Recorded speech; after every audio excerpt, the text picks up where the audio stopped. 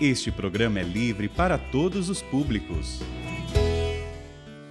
Pelo sinal da Santa Cruz, livrai-nos Deus, nosso Senhor, dos nossos inimigos, em nome do Pai, do Filho e do Espírito Santo. Amém. Amém. Provérbios capítulo 17, versículos do 17 ao 21. Assim nos diz a palavra de Deus.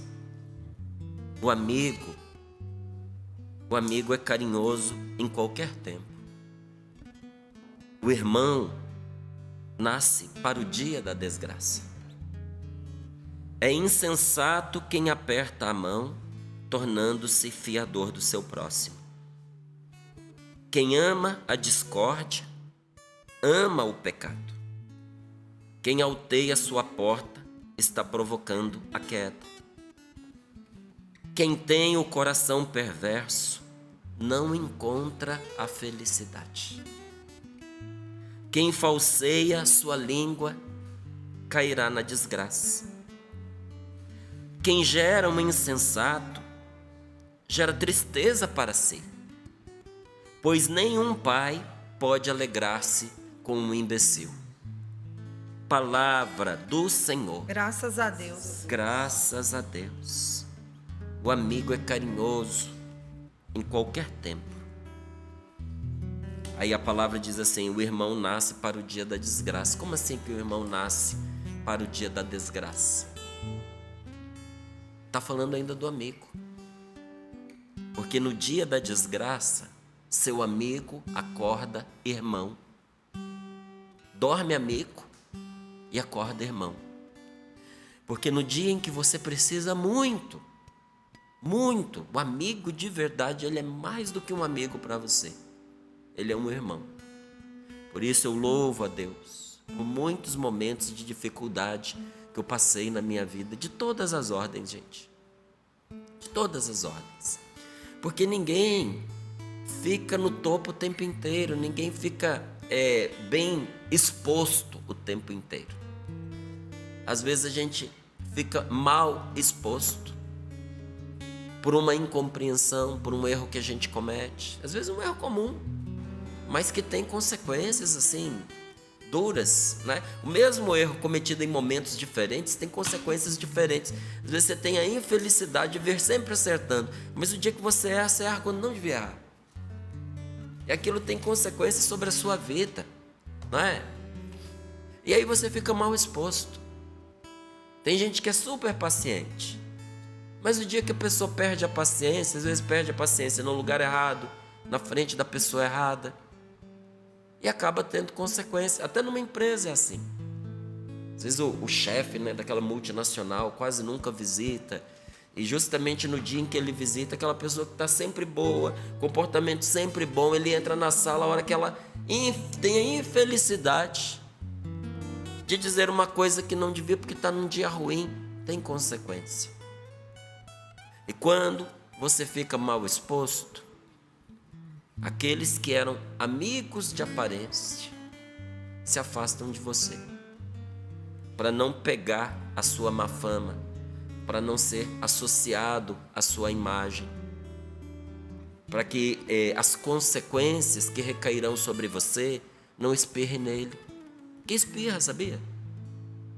Quando você é muito amigo de uma pessoa, o que acontece com ela sempre vai te afetar. Se você faz parte de uma família, o que acontece com a familiar seu respinga em você. Nem que seja a má fama, né? É irmão do fulano, é filho de Beltrano. Tanto para o bem quanto para o mal. A boa fama você herda e a má fama também. E o amigo, quem é o amigo? É a sua família estendida. Porque o sangue a gente não escolhe. Você não escolheu o seu pai, não escolheu a sua mãe, você não escolheu os seus irmãos, não escolheu. Mas o amigo é a família que você escolhe, porque tem amigo que é mais que um irmão, não é? E na hora em que você perdeu a graça, porque a desgraça é a perda da graça, E quando você perde a graça, você fica completamente desprotegido. Porque se você saiu da graça de Deus, você perde alegria, você perde vida interior, você perde sabedoria. E só uma coisa pode de verdade nos tirar da graça de Deus: o pecado. E para uma pessoa pecar, ela precisa saber que está pecando, ela precisa querer pecar e precisa não ser obrigada a pecar. Tem 3 coisas que pode converter, que são necessárias para converter uma situação em pecado. Se faltar qualquer uma delas, é erro, é equívoco, é acidente, mas não é pecado. O que precisa existir para que haja o pecado? Primeiro, consciência. A pessoa precisa saber que é errado e fez mesmo assim. Às vezes a pessoa faz sem saber. Acha que aquilo é o correto, mas não tem como. Se ela aprendeu a vida inteira que o certo era aquilo, você espera que ela, que ela se desperte, que ela tenha juízo. Ela aprendeu errado. Aprendeu errado. Ou às vezes não aprendeu. Calculou errado, tomou a decisão errada. Mas tinha boa intenção. Não tinha consciência de que aquilo era um mal. Então, se não tem consciência que é pecado, não é pecado. Segundo ponto. E olha, consciência nem sempre é ler ali, escrito, alguém ensinar. Às vezes dentro da pessoa, o Espírito Santo diz para ela que é pecado e ela mesma assim faz. Então, primeiro, consciência de que é pecado. Segundo, liberdade para fazer. Porque tem gente que não tem liberdade para fazer. Então, muito cuidado na hora de julgar uma pessoa. Por exemplo, a pessoa se matou. Suicídio é gravíssimo, é pecado do desespero, a pessoa perdeu o céu. Como é que você sabe? Às vezes a pessoa não tinha liberdade. Às vezes ela estava alucinada pela enfermidade, pelo remédio que estava tomando. Não foi uma escolha livre, ela estava condicionada. Às vezes o que a pessoa estava enfrentando era tão desesperador que ela não conseguia ver outra saída. Se não houve liberdade, não houve pecado. E terceiro ponto, a pessoa precisa querer fazer. Então, ela precisa saber que é pecado. Ninguém pode estar obrigando a ela. Ela tem que estar livre para poder fazer e ela precisa querer fazer. Eu fiz, mas eu não queria. Talvez você tenha que pagar pelas consequências. Aí eu não queria matar alguém.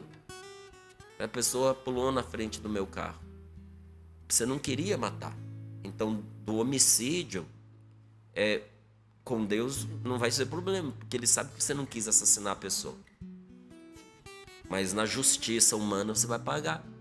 Se você estava acima da velocidade, se você estava andando na contramão, entende? A consequência vem. Mas por que não é um pecado de assassinato, ainda que pela lei seja considerado um homicídio, ou culposo, ou doloso? Por que não é pecado? Porque não havia intenção. Não havia essa maldade no coração da pessoa. Entende? Então é preciso que haja essas 3 coisas para que uma pessoa cometendo um pecado grave, ela caia em desgraça. Então quando diz aqui que o amigo é um irmão no dia da desgraça, quer dizer que naquele dia você sabia que estava errando, você quis fazer e ninguém te obrigou. E nessa hora todo mundo julgou você, virou as costas para você e te abandonou. Porque você errou e todo mundo sabe que você mereceu o castigo, porque você fez aquilo de propósito. Todo mundo te abandona. Sabe quem não? O seu amigo de verdade. E naquela hora, mesmo sabendo que ele poderia ser associado a você e respingar nele a má fama do que você fez, ele não se importa.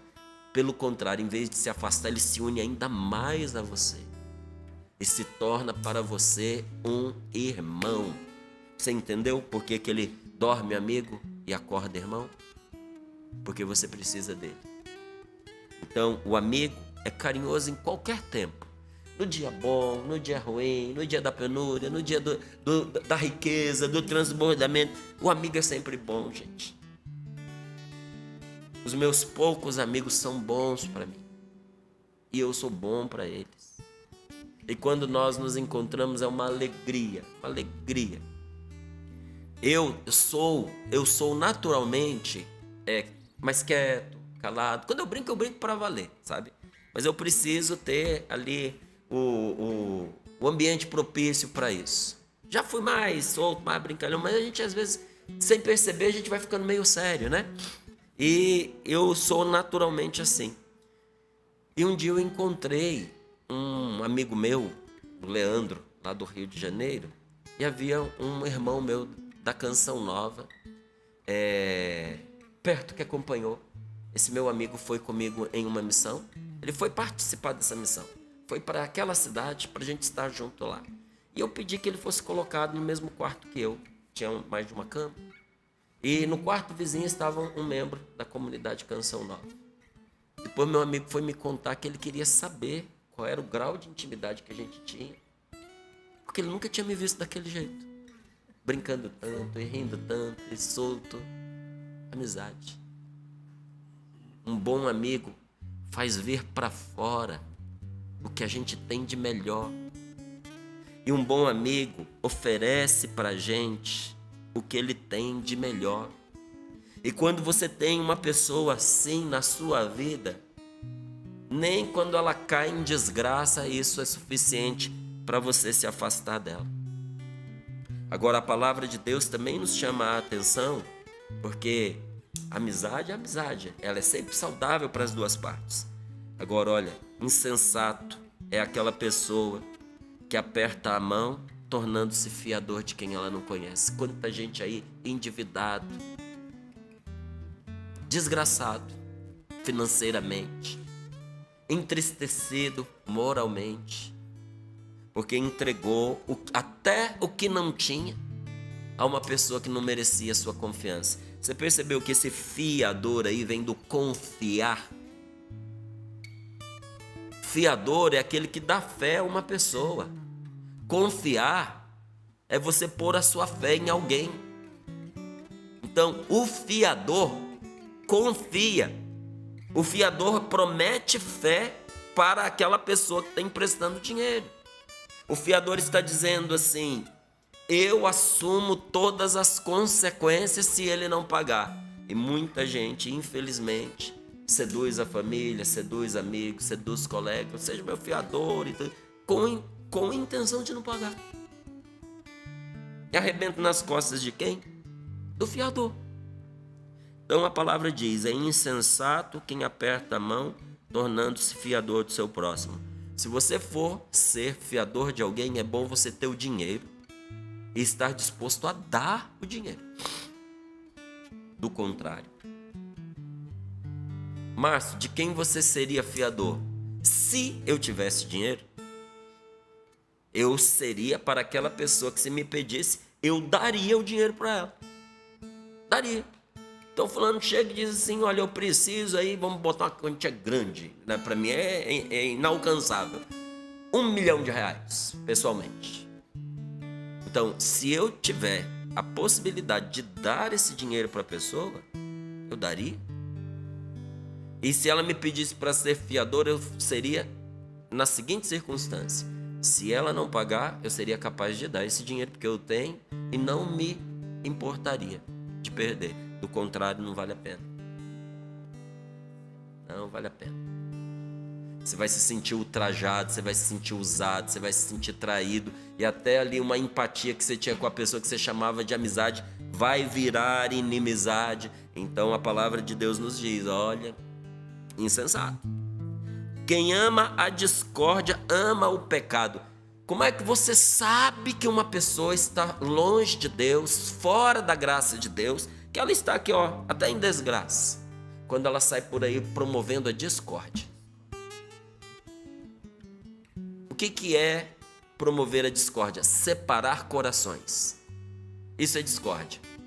Toda pessoa que cria partidos é um plantador de discórdia. É um semeador de discórdia. E diz a palavra, não que ele gosta, ele ama o pecado.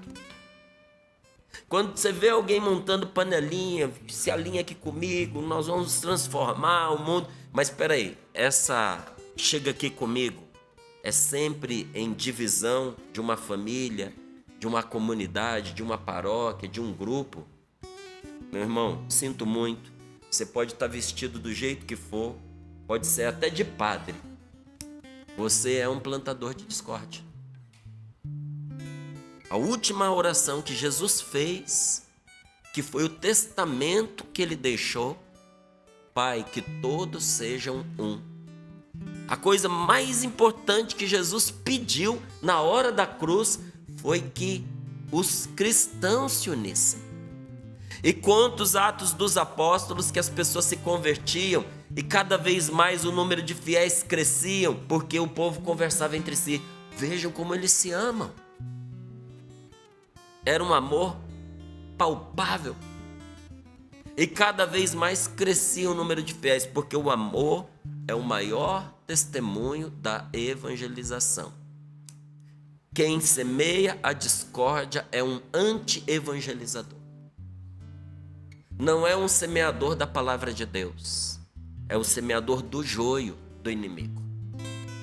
Porque o grande divisor é o diabo. Então a gente tem que ficar muito atento na nossa família. Nós temos aqui uma grande família chamada Comunidade Canção Nova. A gente tem que estar atento, orante, vigilante. Porque o mal não quer a unidade dos cristãos. Então vai semeando aqui, uma discórdia acolá. Não sou eu que estou dizendo, não. A palavra de Deus, escute. Quem ama a discórdia, ama o pecado. Tem gente que parece que se regozija quando vê a casa pegando fogo. Gente, está na torcida do diabo. Está aplaudindo junto com o adversário. Sabe aquela pessoa recalcada que troca de arquibancada? Já que não me escolheram para eu jogar no time, então eu torço contra. Tem gente que faz assim. A pessoa não está satisfeita porque as coisas não correram conforme os caprichos dela. Ela vai lá e senta na arquibancada do adversário para torcer contra e trabalhar contra. Você sabe como é que se diz adversário em língua estrangeira? Satanás. Porque a gente às vezes pensa assim, Satanás quer dizer capeta, quer dizer o demônio. Não, a palavra Satanás quer dizer adversário. E às vezes a pessoa faz isso, sabe? Plantando discórdia, torcendo contra. E a palavra de Deus nos diz, não faça isso você. Porque quem tem o coração perverso, pervertido, quem traz falsidade no coração, não encontra a felicidade. A perversidade do coração. O que é um coração que se perverte? É um coração que troca de lado o tempo inteiro, conforme a conveniência. Não importa se é para o bem, se é para o mal. Qual é o time que está ganhando? Então eu vou verter lá. É lá que eu vou. Alguns até me perguntam assim, para que time você torce? Eu torço para o Brasil quando tem Copa do Mundo. E por que você não tem assim um time? Na época que eu morava em Brasília não tinha um time forte para defender o time da casa. E qual era o critério? Escolher o que está ganhando? Naquela época todo mundo torcia lá em Brasília para o Flamengo estava no auge e tudo mais. Mas qual é o critério? Escolher o ganhador? O tempo passa, as coisas mudam, troca-se aquele que está no pódio, né, do primeiro lugar. E aí o que você vai fazer? Troca de time? Ou faz igual não vou nem dizer, uns que ficam aí na internet chorando, querendo se matar, porque um time que nem sabe que ele existe, perdeu. O cara ganhando rios de dinheiro no futebol profissional, perdeu para ele, perdeu, faz parte do jogo. E aí o outro lá, o torcedor, agora eu estou humilhado. É uma humilhação merecida, né, irmão? Então, vou gastar minha energia, minha força, o sofrimento desse. Pelo amor de Deus, tem coisa melhor para fazer na vida. E aí tem gente que troca. Quem que tá ganhando? Isso é perverter. Você mudar de lado, sem respeitar seus critérios, seus valores, seus princípios. A pessoa perversa é a pessoa falsa. Você não sabe com quem que você está lidando. E a palavra de Deus nos diz, nós temos que tirar a falsidade do nosso coração. Porque senão nós vamos procurar sem jamais encontrar a felicidade. Quem tem o coração perverso não encontra a felicidade. E para encontrar a felicidade, põe o seu coração na verdade. Ponha Deus como o primeiro da sua vida. E para completar, isso aqui é um ensinamento por si só. Quem gera um insensato gera tristeza para si. Você não gera um insensato da noite para o dia. E você não gera um insensato por parir um filho. Todo filho nasce aberto a ser ensinado, ao conhecimento. Como é que é gerado o insensato? No decorrer dos anos, no decorrer da vida, através de uma má educação. O insensato começa a ser gerado depois que a criança nasce. Enquanto ela está dentro do ventre da mãe, ela não é nem insensata nem sábia. E depois que ela nasce, à medida em que ela também vai correspondendo aos ensinamentos, à educação que ela recebe, ela vai se tornando uma pessoa sensata ou não. Muitos insensatos foram gerados. E aí diz a palavra de Deus: quem gera um insensato gera tristeza para si. Olha, é de dar dó. Às vezes a gente vê alguns pais que não sabem criar os filhos. E você olha e diz assim: está gerando tristeza. O povo que fica em volta fica irritado. Eu tenho dó. Porque eu olho lá na frente, essa pessoa vai colher tristeza, gente. Criança mal educada, criança agressiva, criança violenta. Não estou falando de situações de saúde mental e emocional. Às vezes a criança está doentinha, né? Às vezes a criança não está com a cabeça funcionando direito. Isso é outra história. Agora, tem criança que não é educada para o bem, para o zelo, para o respeito, as regras, as pessoas. Por que tem regra? Por que a vida tem que ter regra? Para o convívio social. Porque quando não tem regra, está sempre um passando por cima do outro. É a lei do mais forte. A regra existe para proteger o mais fraco. Você precisa ensinar o seu filho a se disciplinar, a ter regra, a respeitar as pessoas, a respeitar os lugares. Senão ele será sempre uma pessoa malquista e você vai ser um infeliz. Você vai gerar infelicidade para si. E diz a palavra: ninguém pode alegrar-se com um imbecil, mas isso é produzido. Então o que a palavra de Deus vai nos ensinando? Que nossas ações têm consequências, quer seja sobre um filho, quer seja sobre um amigo que a gente escolhe. E eu quero voltar aqui a esta palavra amigo. O amigo é carinhoso em qualquer tempo. Gente, o amigo é quase igual a uma mãe. Existem coisas na vida da gente que só são geradas, assim como quem gera um insensato gera tristeza, ou seja, a pessoa pode gerar um insensato. A amizade gera uma coisa que antes não existia. Por isso que todo amigo é um pouco mãe, é um pouco pai. E a palavra amigo vem do latim amicus, que deriva do verbo amar, deriva do verbo amor. Se um dia te perguntarem de onde vem a palavra amigo vem de amor. Vem de uma raiz indo-europeia. E de onde nasceu essa palavra amor? Da pronúncia da boquinha do bebê. Você já viu que todo bebezinho, antes mesmo de começar a falar, as primeiras palavras dele é ama, mamá. Ou mamá de mamãe, ou mamá de mamá mesmo, né? Ama. É a voz infantil para chamar a mãe. De onde que veio a palavra amigo? Daquela palavra mais terna, aquela raiz mais terna que deu origem à palavra mãe. Porque qual uma mãe, o amigo está ligado ao coração por laços profundos. Amigo é coisa de Deus. Amigo é coisa do coração. Mas tem também uma etimologia poética que arriscou dizer que amigo vem de anime custos. Amicus seria como que uma abreviação de amicus, né? Esse cus do final é de custos. E esse ami do começo vem de anime, que significa alma. E custos significa custódia. Quem é o amigo? Aquele que tem a custódia da minha alma. Meu Deus do céu. Quantas pessoas na sua vida você pode dizer que guardam a sua alma, que tem a custódia da sua alma? O amigo é aquele que guarda a minha alma, que me protege do mal, do pecado, do demônio, da perdição. O meu amigo é aquele que me endireita o caminho, é aquele que me pega pelo braço e me puxa se eu estiver me desviando, é aquele que me empurra para frente se eu não estiver conseguindo andar. Sabe, na minha vida militar, nós aprendemos uma coisa chamada espírito de corpo. Não é espírito de porco, tá? É espírito de corpo. O que significa? Que a sua turma e você são um só. Se a turma fracassa, todos fracassaram.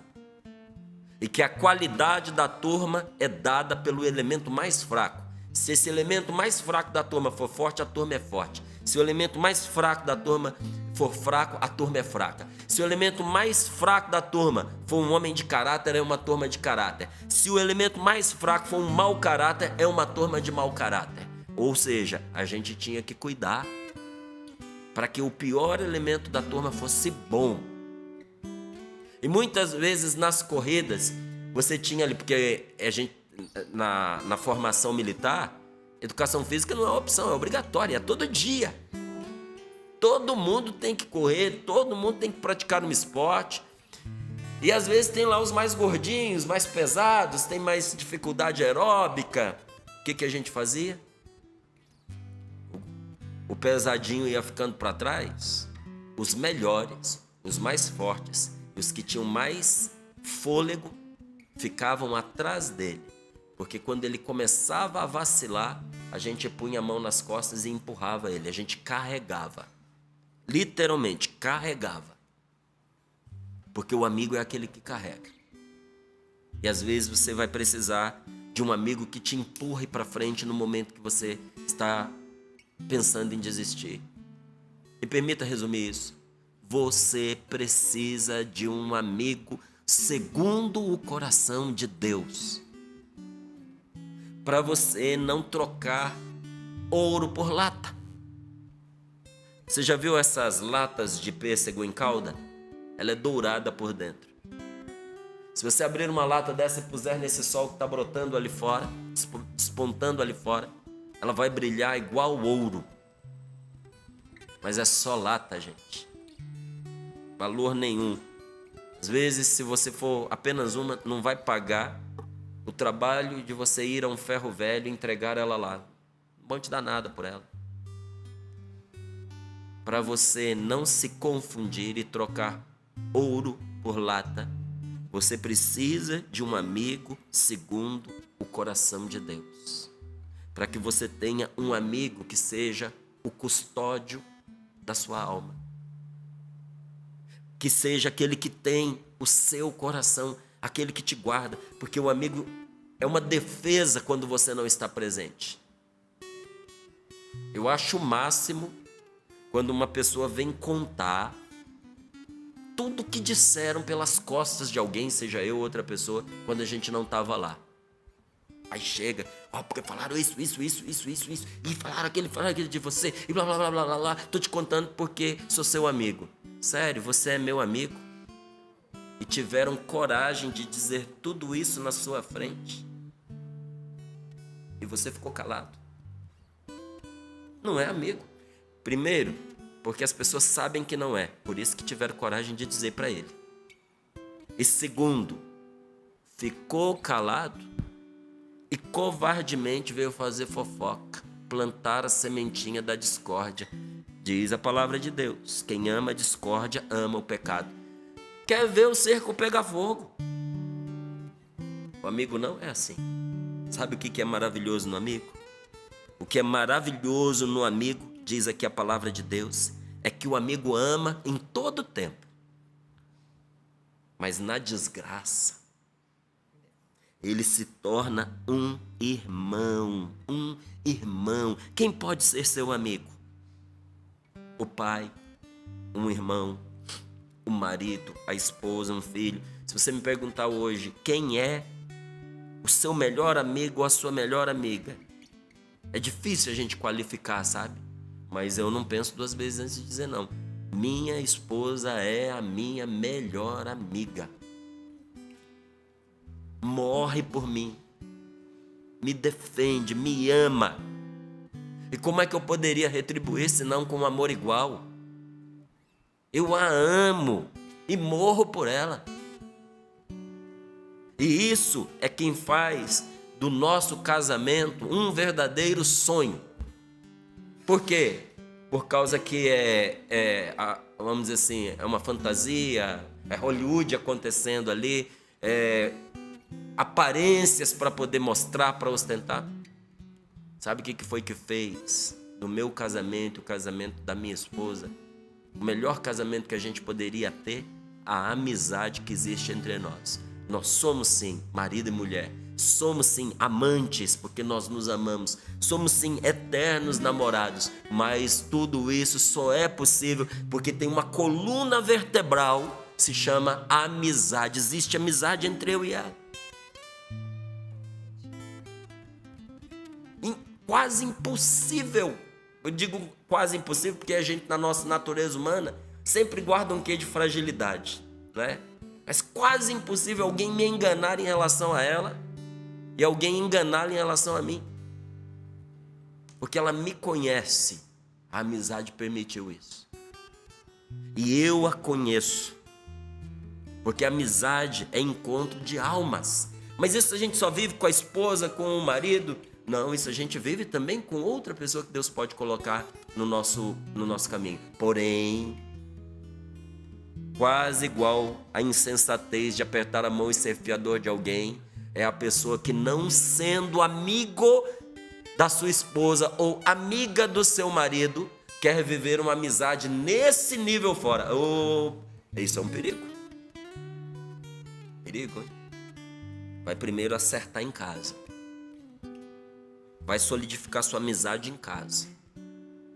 Para que a amizade, que é um grande bem, não se torne na sua mão um instrumento para destruir sua vida. Esses dias eu vi um desses memes aí da internet. Camarada com uma Ferrari, que é um carro espetacular.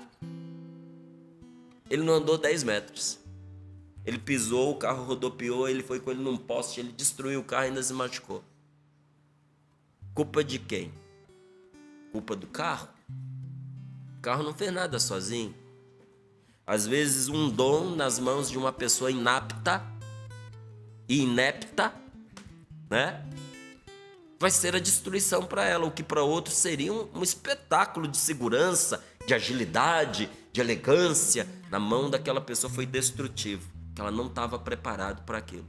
Prepare-se para grandes amizades começando dentro da sua casa, porque se você é casado, que Deus faça do seu esposo, da sua esposa, seu melhor amigo. Agora, independente disso, seja quem for, o amigo é aquele que ama o tempo todo. Mas, para a gente já ir encerrando e eu deixar aqui para você uma direção boa para você descansar seu coração. Então, daqui a pouquinho, que eu vou dizer, é capaz de descansar a alma, é capaz de descansar a cabeça. Sabe essa tribulação que deixa a gente angustiado para morrer? Papel e caneta na mão, que eu tenho 5 coisinhas para poder listar para você.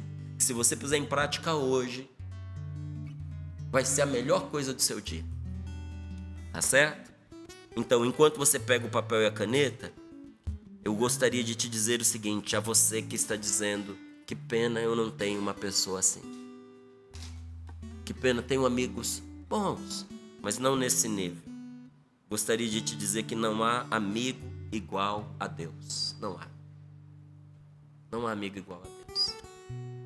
Inclusive, para minha amizade ser boa com a minha esposa, Deus tem que vir primeiro que ela, antes dela. Antes dela.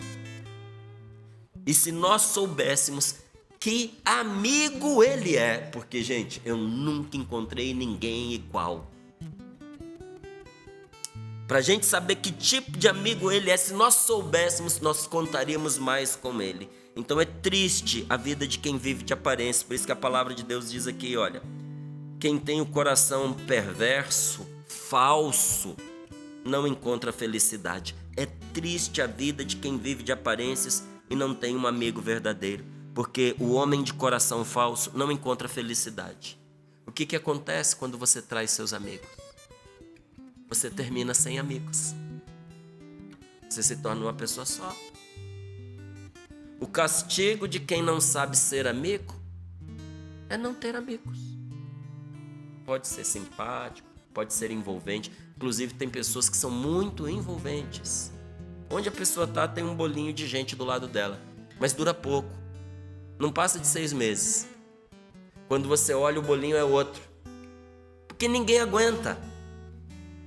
Porque chega, é que nem uma armadilha que você monta para pegar moscas. Você põe o mel, mas é uma armadilha. Quando a pessoa é muito envolvente, é sedutora, mas ela não tem a alma da amizade, ela se torna uma verdadeira armadilha. E as pessoas percebem depois. Ela não consegue mais ninguém, vai ficando cada vez mais isolada. Por isso a palavra de Deus nos diz: não encontra felicidade. Conserte o coração. Pede a Deus para consertar. Pede a cura interior, pede a libertação, pede a transformação. Se esforça para ser melhor. Não só para você ter amigo, mas para você ser amigo.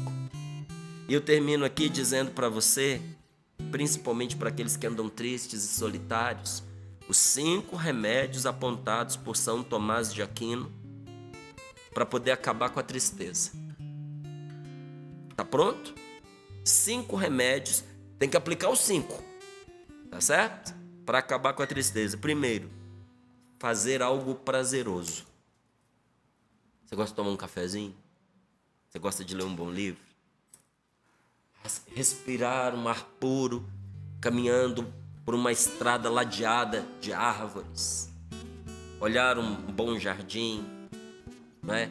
Sentar do lado de uma pessoa que você gosta e conversar. Hoje, faz algo que você gosta. Esses dias eu estava com arroz no supermercado, vi lá um coco desses seco, sabe?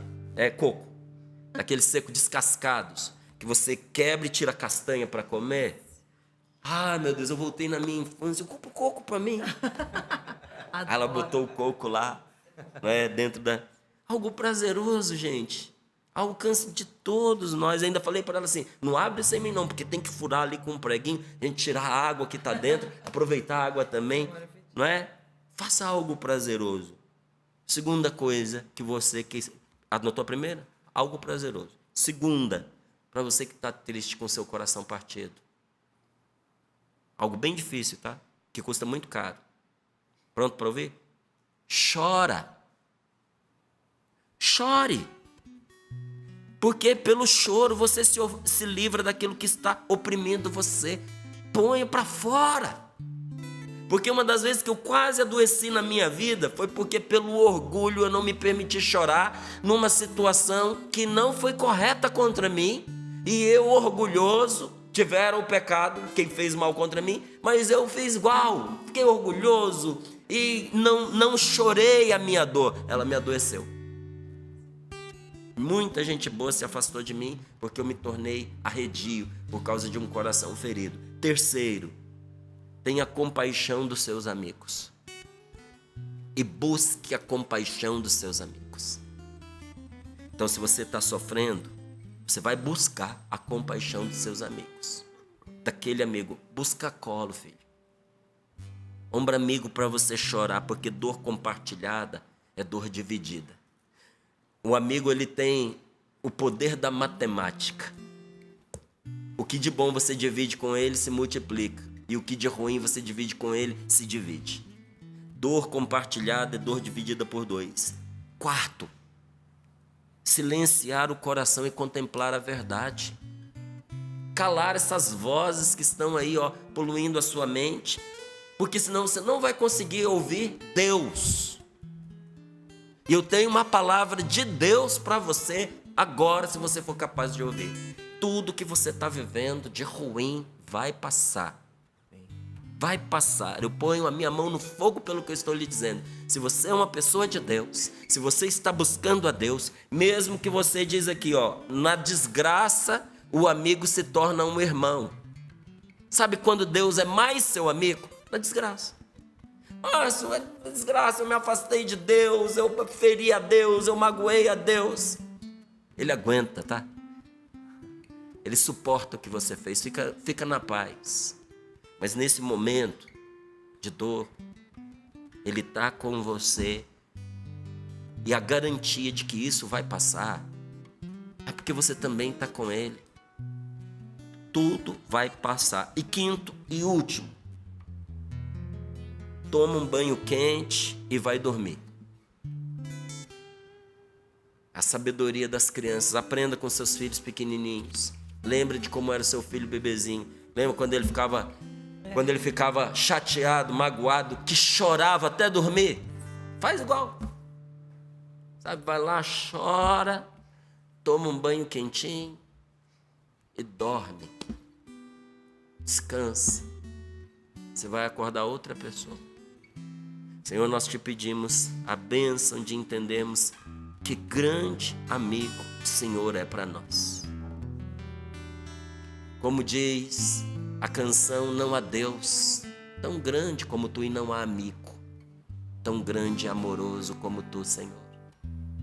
Senhor, nós te amamos, mas só te amamos porque o Senhor nos amou primeiro. E nesse dia de hoje nós queremos experimentar o poder da sua amizade na nossa vida.